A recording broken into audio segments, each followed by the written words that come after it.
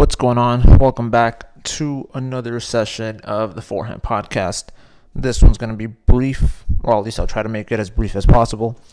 I'm going to be talking about serves, and really the most difficult thing about the serve, which is the fact that we're tossing the ball with our non-dominant hand. And from the very beginning, that becomes an issue for anybody at any age, right? If you're just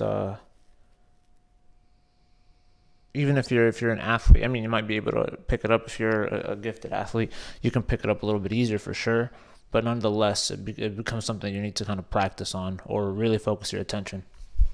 Most of the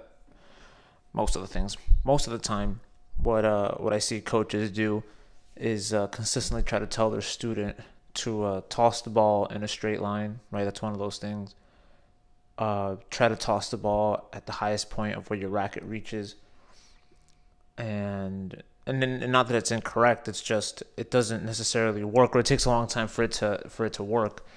And as far as I can tell, it's not as effective because you're kind of telling your student, child, adult, whoever it may be, to imagine an area in space that they can't see and toss the ball in that space in a linear form, right? In a straight line. And I mean, that is difficult with your non-dominant hand, right? So that all in itself, putting all that together, it doesn't generally help, or it helps, but it takes a longer time than it should. I think I've found a better approach to it. For me to get this point across, I have to paint a picture. So Shaquille O'Neal, right, legend in the NBA world, he was known for having the worst free throw shot of, I guess, any player in history, if anything. I'm not quite sure about that statistic, but I know that for a fact that his free throw shot was just very poor. And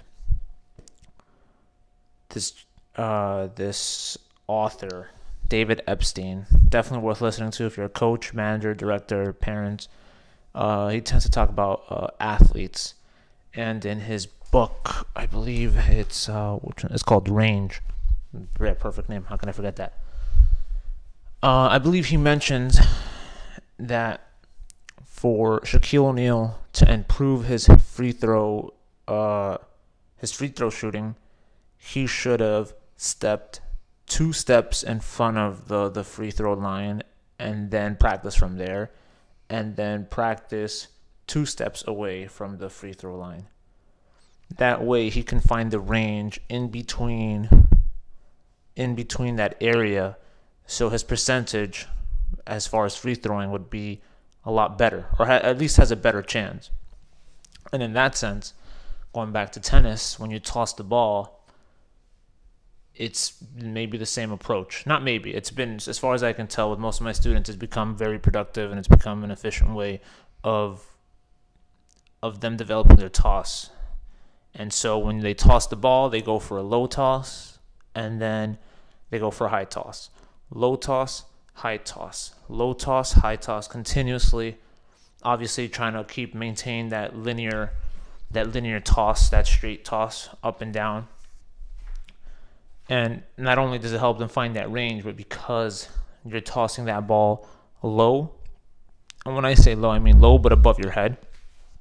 When you're tossing that ball low above your head, you're still trying to keep that arm out in front, so that ball can still come down that linear path for you to be ready to catch. So you have a low toss, then high toss, low toss, high toss, and in that pattern of or repetition, they can start to understand that range or that height or that you're looking for.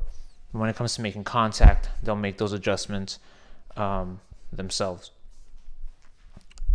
But obviously with the help of a coach. But that is pretty much it. That was like I said, this one's gonna be brief, and I thought that I thought that was worth mentioning. I'm pretty sure I mentioned it in one of my other videos, maybe my first video. Oh, maybe not my first video, but yeah. I think yeah, I'm done with that. That was it. That was about 5 minutes. Well, that was good. Like I said, it was gonna be brief. If you have any questions and comments, leave it in the leave it in the comments. You can send me an email, forehandpodcast@gmail.com, and I will leave my Instagram link in the description. All right, guys, have a good one.